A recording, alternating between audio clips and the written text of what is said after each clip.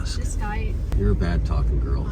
Matthew here, bathtubrenew.com, Liquid Porcelain Technologies. We are on our way to reglaze this shower pan, but before we do that, we have to do a repair on it because we got all these cracks and stuff like that. It's got a soft bottom effect on it, so we're gonna make it super hard and fix all the cracks, and you'll see that.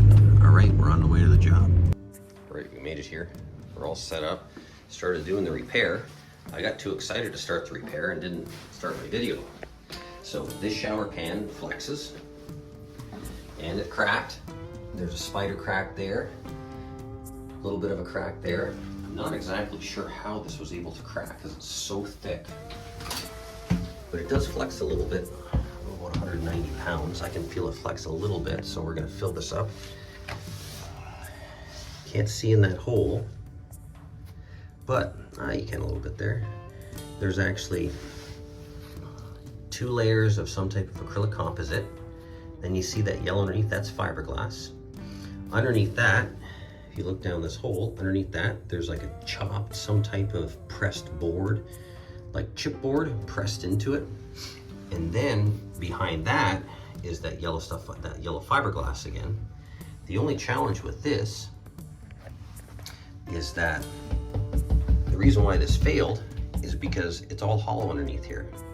When I drilled through it, it went through the acrylic, went through the wood, went through the backer part, and there's about a ½ inch gap between the concrete floor and the back of the pan. And that's why it cracked. There is an empty cavity here. This cracked because of the empty cavity. This cracked here just because it was just bowing too much, and over time it just failed. So what we're gonna do is we're gonna put expandable foam in here, let that harden up. Then we're gonna do our repair of all the cracks, fix all our holes that we did, and then we're gonna reglaze the whole shower pan. It's gonna be brand new. So we got all our holes drilled. We got everything filled with expandable foam. You can see where the crack was here that we V'd out. You always want to V out. These were a 3/8 drill, and then you oblong it out like this, so that when you put your fiberglass filler in here, it really has a lot to grab onto, and it never pops. If you don't do that, you can see it. The hole might shift over time, and you'll see it. But if you do it this way, it never comes back. So now we just got to do is just got to sand it. Put some 2-part polyester on it, 2 skim coats of that. Buzzer one more time, start masking up. So this is what it looks like, the finish when we're completely done. Prior to coating, now we have to tape it. So what do we have here? We've got 2 coats of the fiberglass reinforced filler. Then we've got 2 coats of the 2-part polyester putty.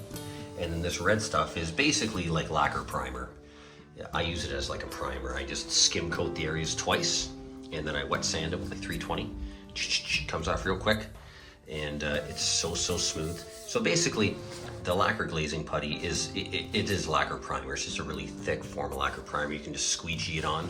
So I squeegee on 2 coats, and that's it. Fills in all the little imperfections, pinholes, maybe some 80 grit sand scratches that I missed, and now this is a beautiful finished surface with 320 wet.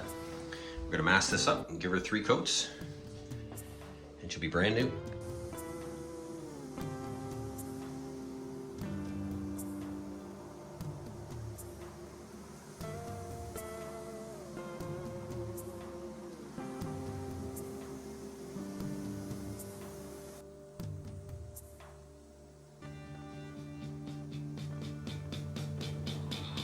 Here we are, all brand new.